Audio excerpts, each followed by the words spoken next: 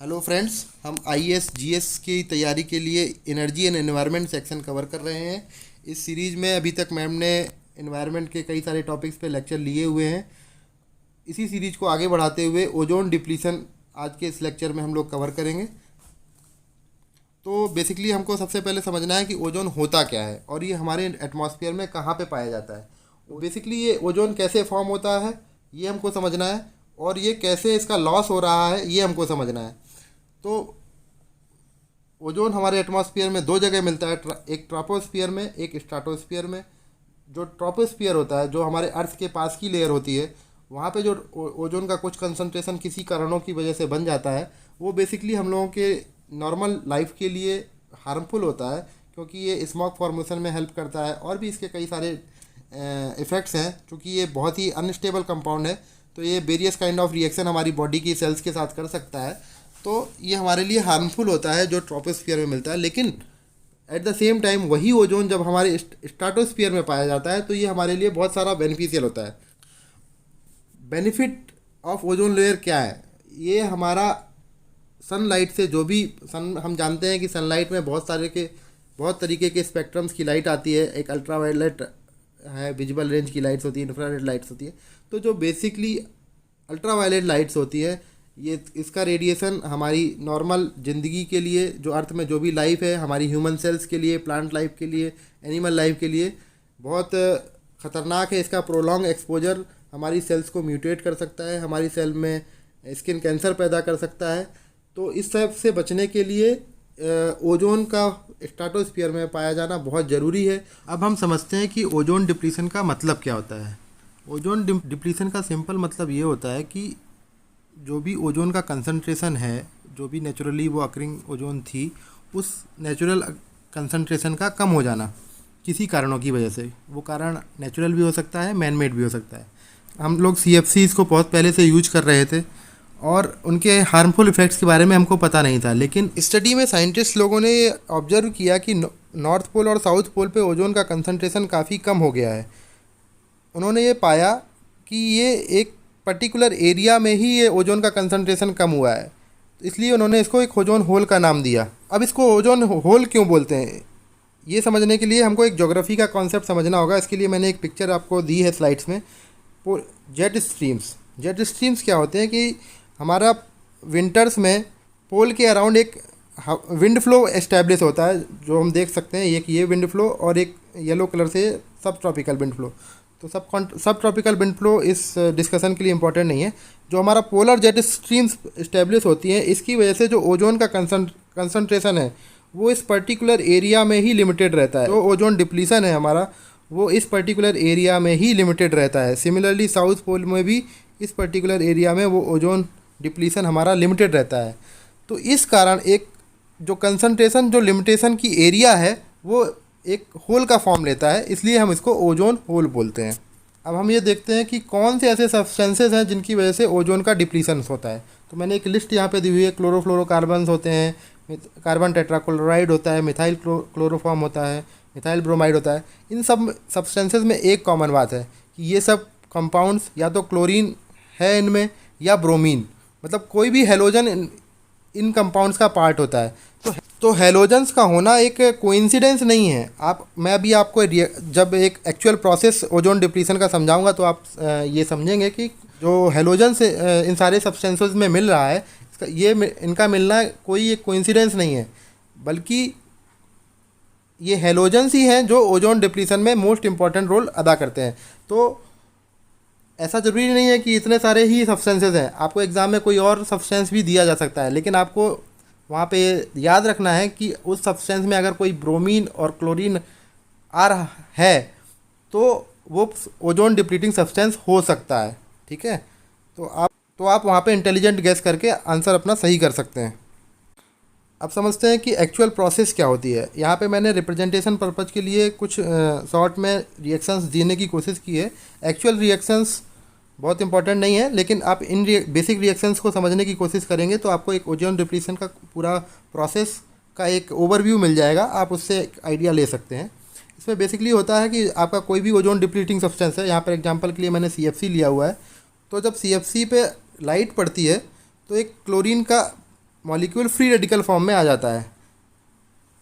यही क्लोरीन का free radical एक ओजोन के मॉलिक्यूल से रिएक्ट करता है और क्लोरीन मोनोऑक्साइड और ऑक्सीजन बनाता है। अब ये क्लोरीन मोनोऑक्साइड ओजोन के दूसरे मॉलिक्यूल के साथ रिएक्ट करता है और फिर से क्लोरीन का फ्री रेडिकल बना देता है। अब हम इस रिएक्शन में इंटरेस्टिंग बात ये देखेंगे कि इस रिएक्शन की शुरुआत में क्लोरीन का फ्री रेडिकल बना था, लेकिन 2 एटम्स का डिप्लीशन करने के बाद ये फ्री रेडिकल फिर से बन गया। अब ये free radical again chain reaction बनाएगा और फिर से 2 एटम्स को डिप्लीट करेगा। तो ये इस तरह से एक फ्री रेडिकल ही कई सारे एटम्स को डिसइंटीग्रेट कर देता है। तो आप ये समझिए कि ये रिएक्शन कितनी फास्ट हो सकती है। अगर यूवी रेज से कोई एक क्लोरीन का मॉलिक्यूल फ्री रेडिकल फॉर्म में आ गया तो कई सारे ओजोन को ये डिप्लीट कर सकता है। इस फ्री रेडिकल को हम एक्टिव क्लोरीन भी बोलते हैं, एक्टिव क्लोरीन। सारी रिएक्शंस में यही होगा, कोई भी यहाँ पर सब्सटेंस कोई भी हो, CFC हो, HCFC हो या कोई और ओजोन डिप्लीटिंग सब्सटेंस हो, इसमें जो इनएक्टिव फॉर्म में क्लोरीन है या कोई ब्रोमीन है वो यूवी लाइट के इफ़ेक्ट से एक्टिव फॉर्म में आ जाती है और ये प्रोसेस हमारी ओजोन डिप्लीशन की चालू हो जाती है। ये रिएक्शन रुकेगी कब? जब ये एक्टिव क्लोरीन इनएक्टिव फॉर्म में आ जाएगा तब ये रिएक्शन रुक जाएगी। ये कैसे आएगी? जब हमारा ये एक्टिव क्लोरीन या तो रिएक्टिव नाइट्रोजन के साथ रिएक्शन करे या रिएक्टिव हाइड्रोजन के साथ रिएक्शन करे, और ये दोनों कंपाउंड, इनको हम क्लोरीन का रिजर्वायर बोलते हैं, ये एटमॉस्फेयर में नहीं बन जाते तब तक ये रिएक्शन ओजोन डिप्लीशन होता रहेगा, कंटिन्यूसली होता रहेगा। तो यही बेसिक रिएक्शंस हैं जो किसी भी ओजोन डिप्लीटिंग सब्सटेंसेस के साथ होती हैं। यूवी रेज पड़ेगी, एक्टिव क्लोरीन निकलेगा, एक्टिव क्लोरीन ओजोन को डिप्लीट करेगा और जब तक करता रहेगा तब तक वो इनएक्टिव फॉर्म में नहीं आ जाता। अब हम एक इम्पॉर्टेंट कॉन्सेप्ट और समझते हैं कि ओजोन डिप्लीशन में पोलर स्ट्रेटोस्फेरिक क्लाउड्स का क्या रोल होता है। तो सबसे पहले पोलर स्ट्रेटोस्फेरिक क्लाउड्स होते क्या हैं? हम जानते हैं कि पोल्स में बहुत ठंड पड़ती है और टेम्परेचर काफ़ी माइनस में चला जाता है। उस समय पोल पे कुछ क्लाउड्स बनते हैं जिनका टेम्परेचर बहुत कम होता है। तो ऐसे क्लाउड्स ओजोन डिप्लीशन के लिए सबस्ट्रेट प्रोवाइड करते हैं। सबस्ट्रेट मतलब एक बेस लेयर प्रोवाइड करते हैं जहाँ पे ओजोन वो रिएक्शंस हो सके। हमने जो पिछली स्लाइड्स में रिएक्शंस देखी हैं उन रिएक्शंस को होने के लिए क्लाउड सबस्ट्रेट प्रोवाइड करते हैं। और दूसरा मैंने बताया था आपको कि ये रिएक्शंस तब रुकती है जब एक्टिव क्लोरीन इनएक्टिव क्लोरीन के फॉर्म में बदल जाती है। और इनएक्टिव फॉर्म में कब बदलती है? जब रिएक्टिव नाइट्रोजन या हाइड्रोजन से रिएक्शन करती है।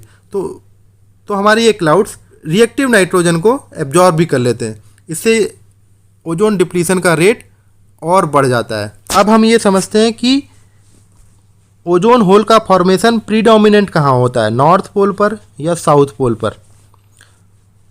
क्योंकि हम जानते हैं कि साउथ पोल में अंटार्कटिक है जो कि एक लैंडमास है, और नॉर्थ पोल पर आर्कटिक सी है जो कि एक वाटर बॉडी है, और लैंडमास का टेम्परेचर ज़्यादा तेज़ी से कूल होता है compare to water body due to colder temperature and presence of landmass. Southern Antarctic ozone hole formed is bigger compare to northern पोल।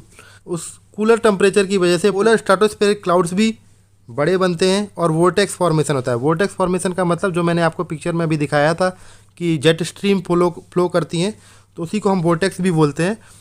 तो इन तीनों रीजन की वजह से जो साउथ पोल में ओजोन होल बनेगा वो नॉर्दर्न पोल में की अपेक्षा कम होता है। तो ये डायरेक्ट स्टेटमेंट वाइज भी क्वेश्चन पूछा जा सकता है, आप इसको याद रखिएगा। अब ओजोन डिप्लीशन के हम पे क्या इफ़ेक्ट है, एनिमल लाइफ पे क्या इफ़ेक्ट है? Risk to skin cancer, increase cases of eye related, eye को भी डैमेज होता है। और जितनी भी हमारी एनिमल लाइफ है जो कि लाइट के हिसाब से अपना डेली रूटीन फॉलो करती है, उनके ओरिएंटेशन मैकेनिज्म में भी फ़र्क पड़ता है। प्लांट्स में भी साइकोलॉजिकल और डेवलपमेंटल चेंजेस देखने को मिले हैं। इकोसिस्टम का स्पीसीज चेंज भी हो सकता है। तो इस तरह के कई हार्मफुल इफेक्ट्स एनिमल और प्लांट लाइफ पे हैं। 2019 में एक बहुत आसान सवाल पूछा गया, ozone layer present in atmosphere protects life on earth by not permitting harmful radiation present in sunlight to penetrate through it. Ozone layer is formed by the reaction of. अब इसमें ओजोन डिप्लीशन की बात नहीं की है, सिर्फ इतना पूछा है कि ओजोन भाई बनती कैसे है। तो ये अगर आपने ओजोन डिप्लीशन टॉपिक नहीं भी पढ़ा है तब भी आप ये क्वेश्चन बहुत आसानी से कर सकते हैं, क्योंकि सब कोई जानता है कि ओजोन एक अनस्टेबल कंपाउंड है और ये बनता कैसे है। यूवी को जब एब्जॉर्ब करते हैं तो ऑक्सीजन का रिएक्शन होता है, ऑक्सीजन अल्ट्रावायलेट रेज को एब्जॉर्ब करती है और उससे ऑक्सीजन का एक फ्री रेडिकल बनता है और वो फ्री रेडिकल ऑक्सीजन के एक मॉलिक्यूल के साथ इक्विलिब्रियम स्टेट में रहता है, उसी को हम ओजोन कंपाउंड कहते हैं। तो आसान सवाल आप बिना पढ़े भी कर सकते थे। Next question, consider the following statements regarding ozone. It is continuously being produce and destroyed. मैंने बताया कि ये इक्विलिब्रियम स्टेट में रहता है, तो कंटिन्यूसली प्रोड्यूस्ड एंड डिस्ट्रॉयड, बिल्कुल सही। It help to sustain life on earth, ये भी मैंने बताया। अल्ट्रावायलेट रेज को एब्जॉर्ब करता है, स्किन कैंसर से बचाता है, म्यूटेशन से बचाता है, तो it helps in sustain life on earth, ये भी बिल्कुल सही। Third, it is form in the atmosphere through photochemical reaction. 2019 में दोबारा पूछ ही लिया है, यूवी रे को ऑब्जर्व करते हैं तो फोटोकेमिकल रिएक्शन हो ही गया। 1 2 3 all are correct. Ozone depletion से रिलेटेड कुछ और भी क्वेश्चंस हो आप तो कमेंट बॉक्स में बता सकते हैं।